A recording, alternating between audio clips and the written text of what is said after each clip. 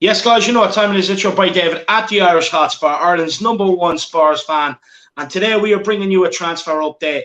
Bryan Gil to Tottenham is confirmed, with 25 million plus Lemela going the opposite way to Sevilla. And here to dissect this transfer and tell us Spurs fans why we think it's going to be a good transfer to Tottenham is our man Jack Kanicki. Jack, how are you keeping, man? I'm keeping quite well, David, and I'm actually quite excited for this Spanish sensation that we just have arriving from Seville. Really looking forward to it, and we're going to be diving into the stats on him here, David. And the reason why we're going to be diving into these stats, David, is because I feel like a lot of us, you and me included, we've seen a lot of these compilation videos, these kind of highlight mixtape videos of some of the skills that Bryan Gil has had on display. But, I feel like, we can combine, what we've seen in the highlight videos with some of these stats to maybe give us a bit of a reference point on what he can actually provide for Spurs, right? And so maybe we can just dive right into it. I think what might needed to be known right away, David, is this guy hasn't even played very much football. He's only 20 years old. He's only played 87 games in his entire career in just senior football in general. And this includes also games when he was playing in the second division of Spain, out on loan over there. So when you really think about it, Dave, he is still definitely, like an unfinished product. He is still definitely learning, his game, and is trying to maybe even, learn what, still a lot of the ropes of senior football. In his entirety of his career in senior football, he's had 11 goals, 13 assists. This last season at La Liga for Eibar, who finished bottom of the table, who finished bottom of La Liga and were relegated. In 29 matches, he had 4 goals and 3 assists there, David. To be honest, he's still, like I said, he's very much growing into himself. He's very much, trying to learn his feet, trying to get, a sense of what it's like, maybe even what position he prefers. But I feel like now that he's gotten this Spurs move, we can actually see here, maybe with these stats and maybe what some of the compilation videos we've seen, that this guy is an absolute sensation. I will start with, just the passes that he's able to perform. A lot of the key passes that he creates are really passes that he actually is able to get into the 18-yard box. They're passes that he's able to get into the box, David. You can see there he has passes into the 18, passes into the box. He averages around 2 per 90, 2 per match as well. He averages 2 key passes per 90. Key passes are pretty much any pass that leads to a significant chance or any pass that leads to another pass to a chance. It's pretty much just, passes that change the game. Obviously, De Bruyne would be a good example of someone who has plenty of key passes.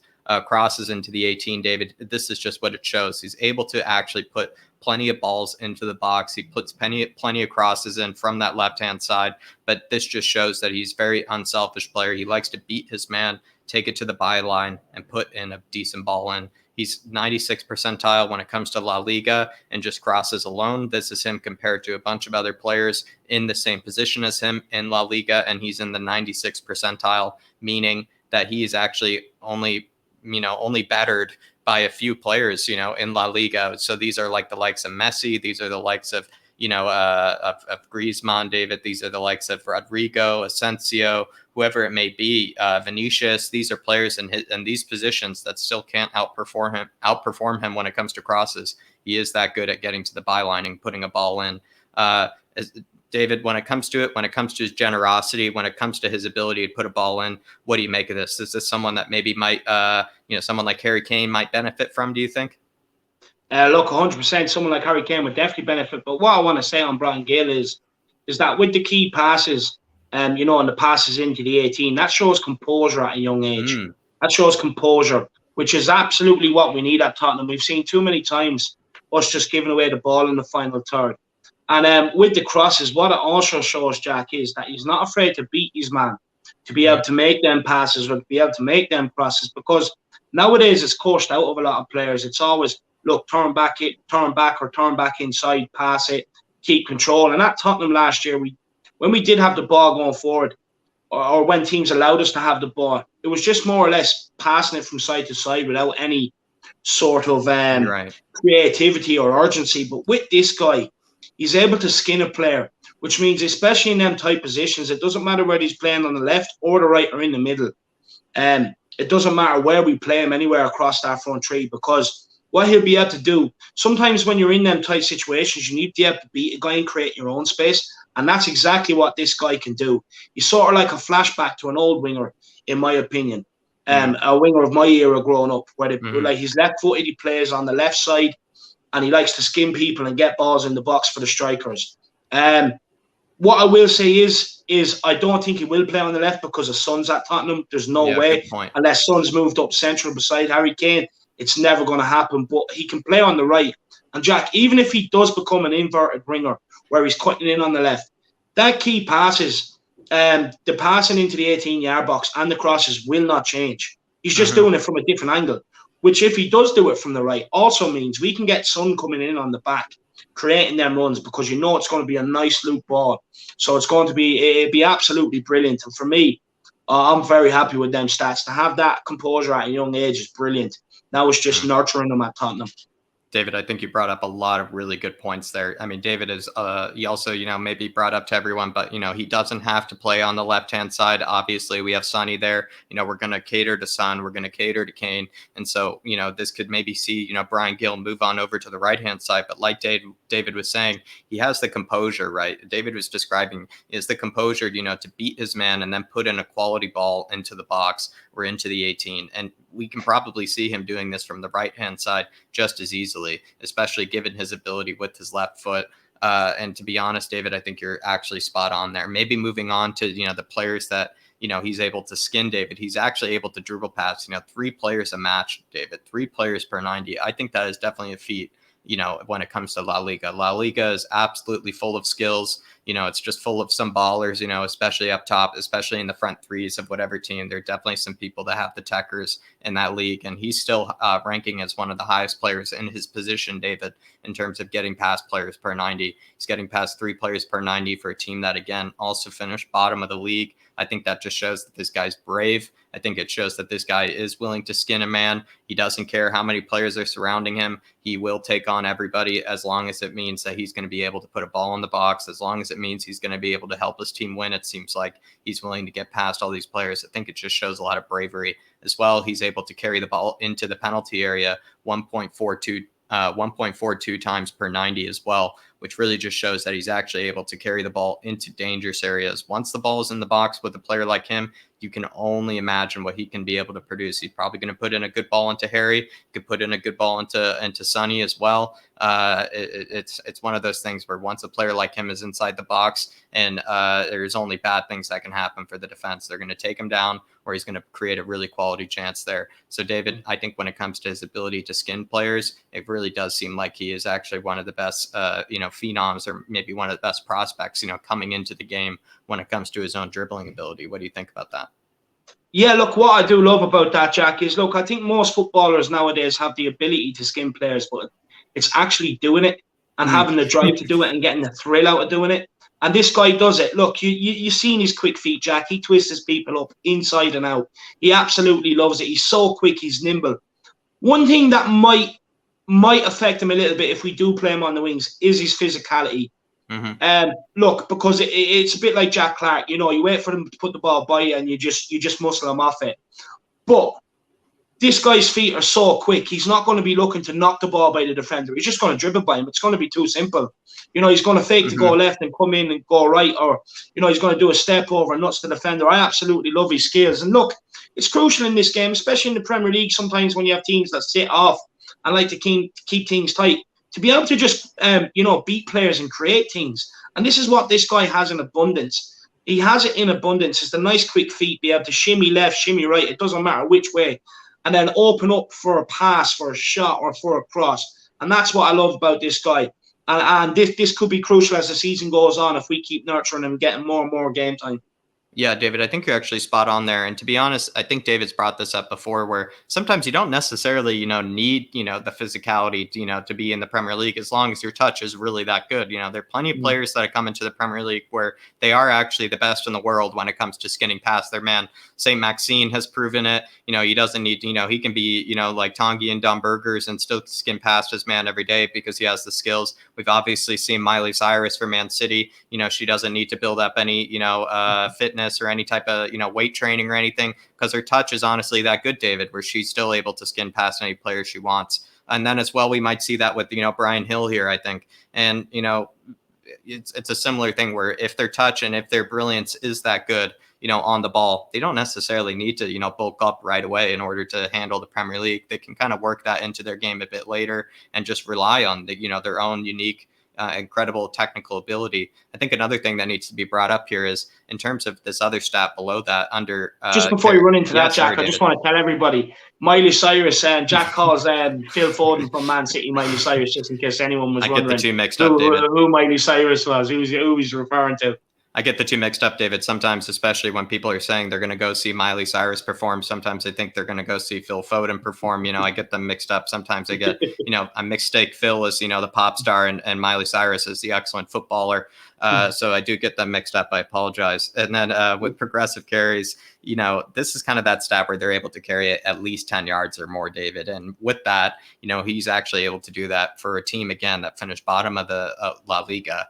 He was able to do that at least 8 times per 90, 8 times a match, which I think just shows that he receives the ball and he's willing to turn. He receives the ball and he's willing to just drive it up the pitch with his own 2 feet, with his own 2 legs. And I think that just shows someone, again, that has a bit of bravery, someone that is going to actually take the ball and run at players, someone that's going to take the ball well within their own half and run it up the pitch as well, which is just something that you just need. And it's something that's honestly we've lacked. And maybe even David has touched on this before, where like plenty of players, they're honestly nowadays, they're either taught not to do this or they've forgotten how to do this, where this is actually what we require of our wingers. This is what we require of our people out wide, to be able to drive the ball like this, to be able to drive the ball up the field without needing to pass it sideways, without needing to, work it up slowly. You can just get someone that's just able to progress it up the pitch just with his own unique ability. And that's what I do think Bryan Gil is fully capable of. I think maybe moving on. Yeah, David.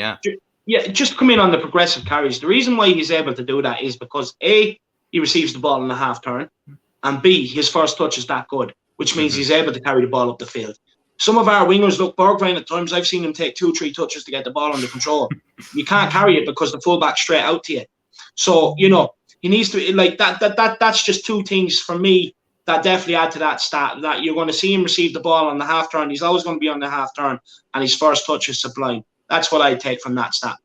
I think, David, that's well explained, absolutely well explained. And then moving on to his defense, this is something I might be a bit excited for, because La Liga is not really a league that necessarily demands this kind of work rate, that necessarily demands this kind of pressure. He's actually seems to be very keen, David, on putting pressure on the center backs. Maybe it's a bit part of that, selfish nature, the strikers, to try to win something, to score a goal. But you can't doubt it, David, because he puts on at least 7 pressures in his own attacking third per 90. So that does mean that when he does lose the ball, or when his team loses the ball, when the center backs or when the fullbacks are passing it around sideways, he's the guy that's, running after them like a headless chicken, practically trying to win the ball back as well. He even puts in the majority of his tackles, David, even of the tackles that he's made this last season. Apparently the majority of them, I do believe, even came in the attacking third as well. So that just shows that, when the ball is deep within, the other team's half, he likes to actually, that's his moment when he tries to go and win the ball back. And that's something you can only love.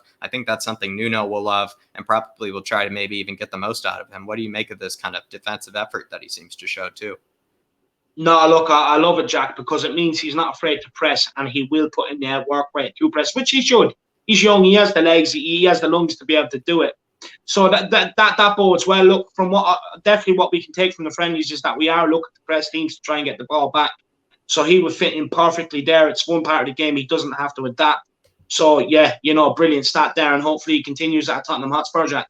Yeah, absolutely. And to be honest, David, I mean, maybe my final thoughts on this player, Bryan Gil, what I might say is that he has an incredible ability to take the ball up the pitch, to progress the ball up the pitch. And like you said, players like Steven Bergwijn, even other players like Dele Alli, even recently just seem to need to take 2 or 3 touches, just don't even seem to be asked to be able to do it. And as well, he does seem to be one of those players that actually gets a bit of excitement, that actually gets a bit of adrenaline from trying to take it past his man, seems to almost have a bit of a craving for it. And that's also something that we would love to see. Again, some of our wingers do not seem to like that. You might even say Lucas is the only one. Lucas might be the only winger, you might say, that just still seems to love to, take it past his man every time with something a bit special. And so it would just be nice to have someone maybe take that burden off of Lucas, I would say. As well, David has mentioned it before, I think, maybe trying to ease him into that number 10 role, maybe try to ease him into something even centrally, or maybe make him, an absolute beast on the right-hand side. whatever it may be, I do think that he is an absolute, signing for the future, David. But look, with this guy playing on the right-hand side, right, and something I think we've all picked up on by now over the last 2 friendlies is what Lucas Moore's been doing. He may start on the right-hand side of a tree, but he comes into middle to receive that ball. Right. Now, Bryan Gil could be, if Lucas Moore isn't fit or isn't available, Bryan Gil can step in and do that role. Drop into the middle, pick the ball up, play the first-time passes, beat his man, win us the free kicks, get us up the field. So, look, this is one I really, really do think is going to work out. I really do. And look, 25 million for the potential he has. Look, other people might say, look, we could have spent that 25 million elsewhere. I get it. But look, he's one for the future. And I think he's going to fit in just fine at Tottenham Hotspur. I really do think he's so talented. He really is so talented. He's got great quick feet. And for me, I think we will nurture him well. We've got that guy in from the Derby Academy. He was at Everton last season. We took him in. And he's now in charge of getting some of the best youngsters in from across the planet. And as well in charge of nurturing them and getting them into the first team, like he did with Jason Knight, Jayden Bogle, all at Derby County. So that'll bode well for this guy too. Look, moving on. Lamela obviously going the other way, Jack. How do you feel about that? To be honest, David, I think with Lamela moving the other way, it's a tough one. I don't think he's honestly performed very much, in terms of the actual output on the pitch. He's been here, 8 years, which is just seemingly too long when you might think about it. He's only put in, I think, as well about, I think it's something like in total, what was it, like 30 goals plus, 30 plus assists as well in 8 years. It is a bit sad. He's only played, I think, even like close, a little over 200 games in 8 years. A bit sad. But then maybe moving on to the positives, what I will say with, Coco, even recently, I think it was Skip and Scarlett, David, were saying he's always the toughest tackler on the pitch. He's always the one you're trying to avoid. I even said sometimes where sometimes even the camera, tunes in on him on the pitch. He looks like someone you don't want to look in the eyes, David, because he might just, go after you for the rest of the game. Even his moments with Jack Wilshere are absolutely glorious. He is just a man of absolute shithousery. And as well, David, he is a man that is willing to put in any 2-footed tackle to any player on the pitch for his club and for his own pride. And I think these are some of the qualities that you and I especially, love and enjoy. And to be honest, when it comes to these kind of things, I do wish, Lamela farewell. And a lot of these kind of traits of being, a bit of a dark horse kind of player, being a bit of a dark arts kind of player, they're only things that I enjoy. They're only things that I love. And it is a bit sad that he hasn't come to fruition. But we are replacing him, with Bryan Gil, with a new lefty, with a new kind of left-footed creative player that maybe might be the Lamela that Lamela should have been. Yeah.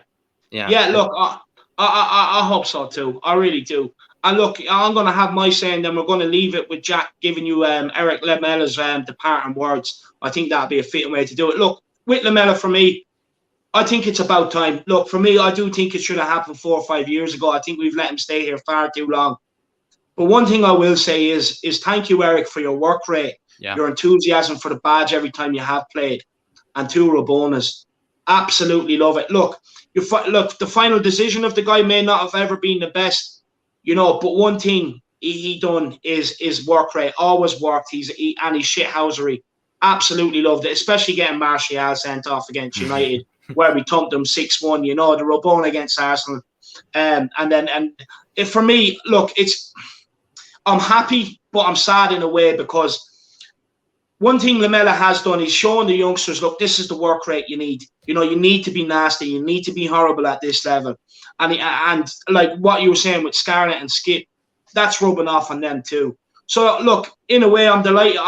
I'm absolutely delighted he's gone on to pastures new, and hopefully he can maybe kick on for the last few years of his career, because I'm sure he will have regrets that he didn't kick on like he should have at Tottenham.